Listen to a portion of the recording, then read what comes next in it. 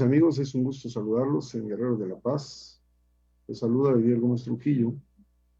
Y el día de hoy, después de hablar de cómo debíamos empezar a hacer ejercicio, vamos a platicar de la filosofía de las artes marciales, un tema que es muy extenso,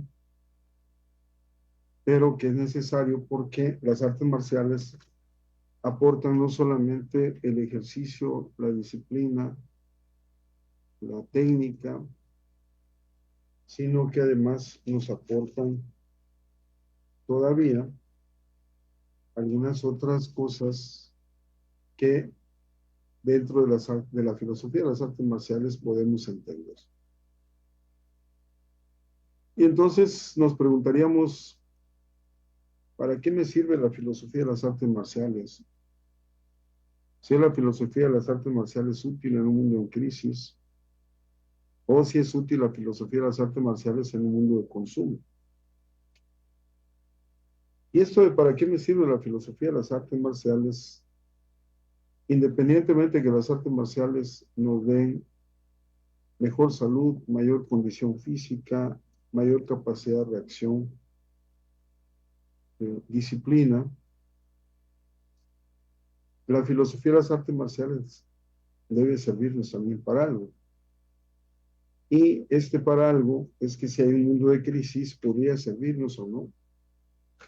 Y en este mundo de consumo, podría servirnos o no. Estas tres preguntas, así a grosso modo, podríamos contestarla porque ¿para qué me sirve la filosofía de las artes marciales? Tenemos que ver qué es la filosofía, pero es una serie de interrogantes acerca de lo que pasa. Y la filosofía de las artes marciales en un mundo en crisis es que nos puede dar respuestas a esas preguntas, a esas dudas y a esas inquietudes existenciales que tenemos. Y si es útil la filosofía de las artes marciales en un mundo de consumo, en el momento de que tenemos disciplina nos enseña a autorregularnos. Y entonces lo importante en la filosofía es filosofar. Y si filosofamos, sabiendo que las preguntas van a la existencia, el conocimiento, la verdad, la moral, la belleza, la mente y el lenguaje, pero también el comportamiento en la actualidad del mundo y también de nosotros. Si la filosofía no es más que el resultado de filosofar, la filosofía en sí misma no es nada, porque es el resultado de filosofar. Así que en este mundo urbano donde nosotros vivimos, necesitamos encontrar una manera de armonizar la existencia para poder disfrutar la existencia. Y entonces, el solamente practicar artes marciales no nos va a dar esa manera de armonizar nuestra existencia y disfrutarla. Ahora, ¿por qué nace la filosofía en Grecia?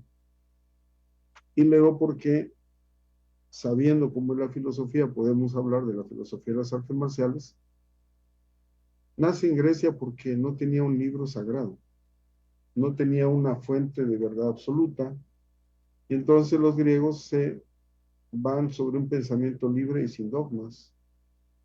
Pero además se dieron las condiciones geográficas, sociales, políticas y culturales que permitieron que la gente pudiera efectuar su pensamiento crítico. Y porque los griegos, al desarrollar una visión naturalista y esta visión cimentada en los dioses del Olimpo, expresando la poesía y la música, que de hecho la poesía y la música viene de origen religioso. Cuando quitan el mito y quitan la fábula y cuestionan ese origen fantástico de su conocimiento, va a surgir la filosofía, que va a tener a partir de entonces su origen en la razón humana y no en las concepciones míticas antes explicadas. Claro que para el hombre antiguo era una hazaña cuestionarse todo porque no tenía nada. No había antecedente científico, no había rueda, no había telescopio, sino lo que tenían ellos era un constante anhelo por encontrar las respuestas.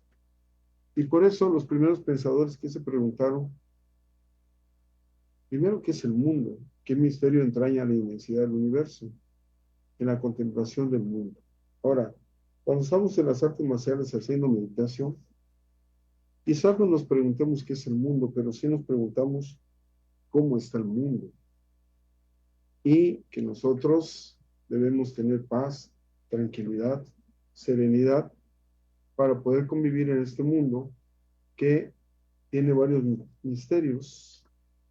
Y entonces, dentro de esos misterios, entramos al dojo o a la escuela de artes marciales y encontramos un lugar generalmente amplio, que se siente el ambiente sin estrés, con un aislamiento, pero que en un momento dado empieza a tomar movimiento precisamente por lo que hacemos con el desarrollo de las técnicas ya propiamente.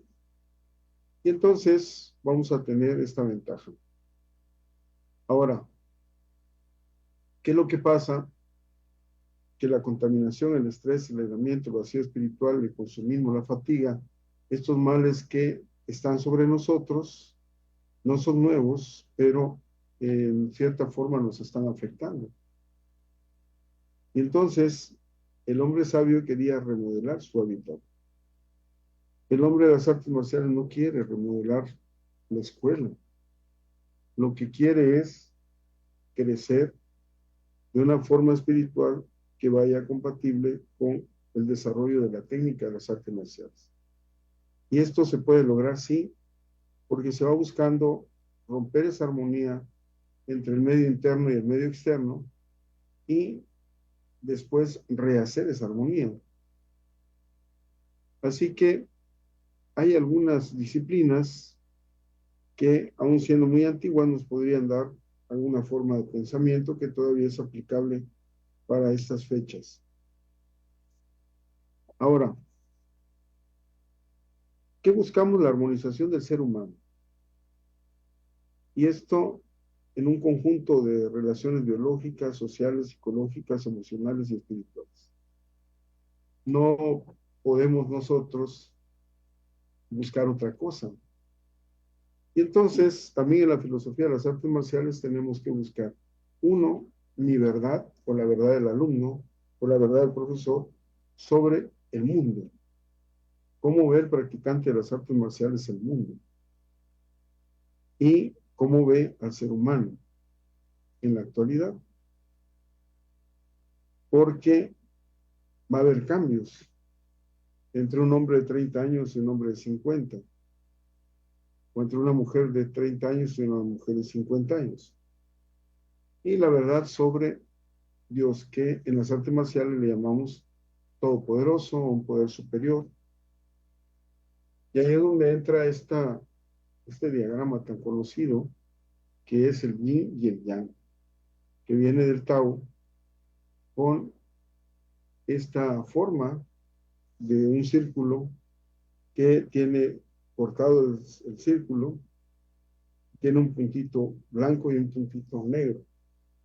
Y entonces, esta filosofía taoísta, que a grosso modo podríamos decir, nada hay tan blanco o tan puro que no tenga algo malo, ni hay alguien malo que no tenga algo de bueno.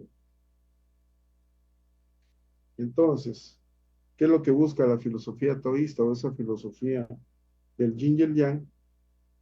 Busca lo concreto, lo material y lo tangible, aquello que puede ser tocado, medido y dividido. Esto busca la filosofía taoísta cuando está buscando lo que está saliendo de la tierra. Ahora, ¿qué más busca? Aquello que no podemos tocar, aquello inconmensurable, indivisible, etéreo y abstracto, que para la filosofía taoísta es el cielo. Pero en esta parte, nosotros buscamos esa energía en el momento de hacer un golpe, en el momento de hacer un movimiento de kata. Y esto no solamente para el judo, estamos hablando de las demás artes marciales. ¿Qué más buscamos? A esa persona especial. ¿Quién es el ser humano? Donde vamos a trabajar uno a uno, hombro a hombro. Es decir, en el judo, si no me dejo tirar, no voy a dejar que me tiren, y entonces no va a enseñar uno ni el otro. Aquí forzosamente tenemos que enseñarnos, y entonces vamos a tener entre el cielo y la tierra ese nivel que va a situarse en el ámbito de las relaciones, donde hay un vínculo entre lo sutil y lo material. Y entre los dos, entre estos dos vínculos se van a encontrar los demás seres humanos, que van a ser los que compartan esa responsabilidad de armonizar tanto las cosas que simbolizan y provienen del cielo y de la tierra. Por supuesto que son producto de nuestras propias relaciones. Y entonces, los seres humanos manifiestan a cada nivel lo sutil y burdo, lo material y lo abstracto. Cada parte del universo es ella misma un universo macrocosmos y microcosmos. Bien, ahora, ¿cómo se establecen estas relaciones? Estas relaciones, desde que tenemos el yudogi puesto, tenemos el dobo o el karate puesto, de entrada cuando vamos a pasar al tatami o al área de combate, sentimos que somos diferentes. Y ese sentir de fondos diferentes tiene que ver con esta búsqueda, porque el Dao, el origen de todas las cosas, se manifiesta como movimiento. Y esta parte de como movimiento, que va a ser la más grande manifestación del Dao, va a hacer que esto se mueva, esté vivo, y esto nos va a permitir buscar un vacío perfecto, que se le llama Wuyi. Aquí en el vacío perfecto, la existencia aún no existe. Y entonces ahí vamos a fluir con nuestras catas, con nuestros movimientos o con nuestro pensamiento.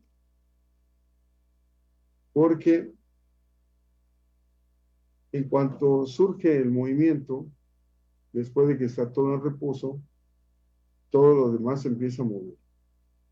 Nace el Taji, que va a ser esa unidad donde se encuentra la primera diferenciación. Y aquí vamos a encontrar el yin y el yang como dos formas generales de movimiento. Mencionaba que una de otra llevan algo a cambio. Y ahora, esa diferenciación del Tao no implica la existencia de dos formas de movimiento, sino la existencia de una a convertirse en la otra. Y es que el yin se mueve hacia el yang, y el yang se mueve hacia el yin, y la noche avanza hacia el día, lo cual hace que la luminosidad camine hacia la oscuridad. Entonces, este yin y el yang es una forma indisolublemente unida que se va a manifestar en todo cuanto existe. Ese movimiento centrípeto y el movimiento centrífugo que vemos es un movimiento que tiende hacia el reposo y otro que tiende hacia un mayor movimiento. Entonces debe haber concentración y dispersión. Este yin y el yang, que es uno de los conceptos más importantes de las artes marciales, es un concepto fundamentado en la dualidad. Describe cómo dos fuerzas opuestas y dos complementarias se van a encontrar en todas las cosas. Entonces, cuando estamos practicando artes marciales, como en la mayoría de los actos de nuestra vida, tratamos de ser nobles, de sacar el arte marcial hacia la casa y tratar de llevar una vida lo más intachable posible. Y estos logros son parte de la filosofía de las artes marciales. Entonces, Lo que estamos viendo con el yin y el yang y con estas dos fuerzas fundamentales opuestas es que no son fuerzas ni principios que tengan una existencia autónoma. Y que los dos objetivos más generales son los que podemos imaginar. Y nos hablan siempre de movimiento, de un movimiento que lleva hacia la concentración y otro que conduce a la dispersión. Entonces, en el judo, por ejemplo, tenemos al uke y al tori. Uke el que ataca, tori el que ataca y uke el que defiende. Y eso lo manejamos en la mayoría de las artes marciales. Entonces, aquí es donde se mueve el yin y el yang. Aquello que calificamos de yin y lo que calificamos de yang, porque el yin tiende más a la concentración, mientras que el yang hacia la contrapartida. Pero nunca va a existir ninguno de ellos sin el otro. Y eso es una ventaja que uno se da cuenta de esto desde que empieza a entrenar artes marciales. Y ahora, ¿qué podemos ver dentro de esto? Que la existencia solamente se puede reconocer a partir de lo que en chino se describe de manera general como yin y un yang. Siempre uno en relación al otro. Y esto lo estamos manejando por el Tao. Y si tenemos frío es porque conocemos el calor. Si miramos a la derecha es porque sabemos que hay una izquierda. Si amamos es porque existe el desamor. Si morimos es porque hemos nacido a la vida y si descansamos es porque estuvimos activos. Si nos deleitamos es porque rechazamos el sufrimiento y si lloramos es porque conocemos la risa. Entonces todo esto es parte de la filosofía y parte del yin y el yang. Entonces, cuando vemos la estructura del universo, ese círculo, vemos ahí la dualidad expresada en el Taiji, que es el yin y el yang. Ahí el yin sería la tierra y el yang sería el cielo. Y el ser humano se encuentra volando un poquito, tanto en su medio externo como en su medio interno. Un aspecto de uno tiene que armonizar con el otro. Y esto es lo que nos enseña la filosofía de las artes marciales, a que tenemos que alternar roles, tanto en la pelea como en la vida real, porque debemos armonizar a fin de que nuestro actuar sea acorde con el evento, lo que estemos haciendo. Decía Jin de Wan Song Jien, si hay presión sobre la izquierda se vuelve etérea. Si es sobre la derecha desaparece. Y entonces, si el adversario empuja hacia arriba, se debe subir. Si lo hace hacia abajo, es preciso descender. Cuando avanza, alargar la distancia que nos separa. Si se retira, hacerla más pequeña. La filosofía tiene dos vertientes, una es la filosofía oriental, otra es la occidental. La occidental prácticamente inicia con Sócrates. Antes estuvieron los presocráticos. Y entonces nos vamos a esta filosofía oriental que nos va a distinguir lo que es el misticismo y la mitología. Cuando hablamos del judo, hablamos de la India, de la China y del Japón. Y es que han pasado casi 3.000 años desde que los monjes budistas que peregrinaban a Japón, que tenían como ruta China, Japón y Corea, fueron dejando los pueblos sus costumbres, sus artes, sus pinturas, su religión, sus construcciones a través de largas jornadas. Y esto para ver cuánto tenían de punto final cada uno de estos pueblos. Cuando tenían que caminar entre los caminos llenos de peligros, los sacerdotes eran atacados por bandidos de los caminos, elementos paria, y los monjes eran su medio de supervivencia. Entonces ellos comenzaron a hacer uso de las artes, viendo cómo entrenaban las aves, cómo entrenaban los perros, los gatos. Fueron sacando una tabla que nos permite saber eso, pero los sacerdotes fueron grabando esto y fueron haciendo las técnicas que después se han pasado por generación y generaciones. Lo que estamos viendo nosotros ya es como la depuración de las artes marciales, tanto en el judo, el jiu-jitsu, el karate, el taekwondo. Es lo más sofisticado, ya tiene una escuela, ya no se está inventando mucho. Cuando esto pasaba en las artes marciales, en México estaban los aztecas en la cúspide, previo a la conquista de los españoles. Entonces, en la era antigua de Japón se desarrolló ese sistema de combate que venía de los monjes y de los monjes que venían de los monasterios directamente y se fueron cambiando, modernizando en cada país. Y por eso en Japón se desarrolla un sistema de combate que incluía técnica de derribes, técnica de golpeo y técnica de control en peso.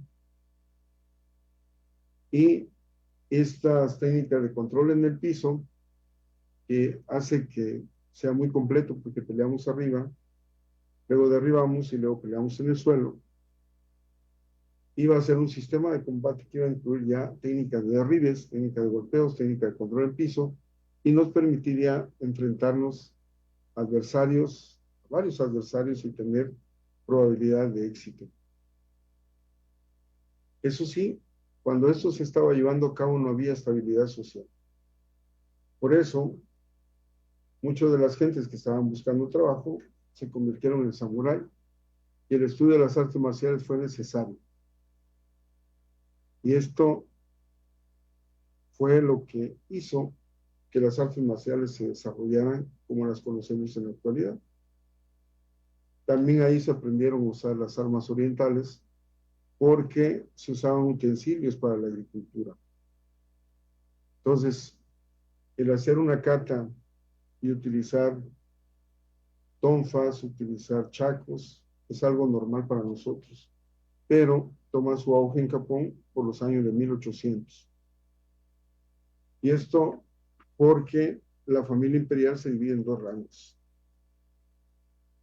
Ya en 1860 vamos a conocer a Jigoro Kano, que fue ministro de Educación, hijo de una familia acomodada, que estudió ciencias políticas y que recibió clases de jiu-jitsu del maestro Tensuke Yai.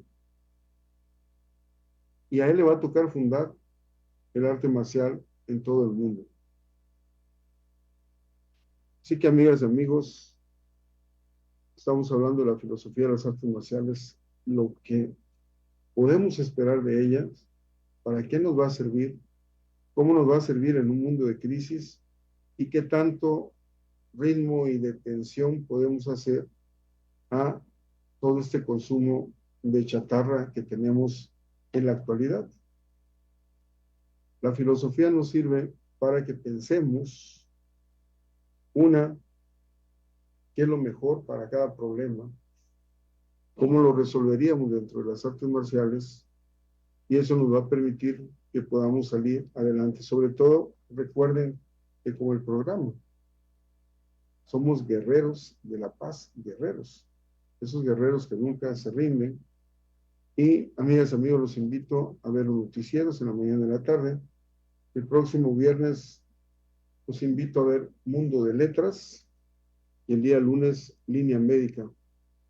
Y recuerden que las artes marciales, el yoga, los deportes van a aportar mucho a nuestra vida, a nuestra salud y a nuestra estabilidad. Así que, amigas y amigos, es un gusto saludarlos y nos vemos en la próxima. Hasta pronto.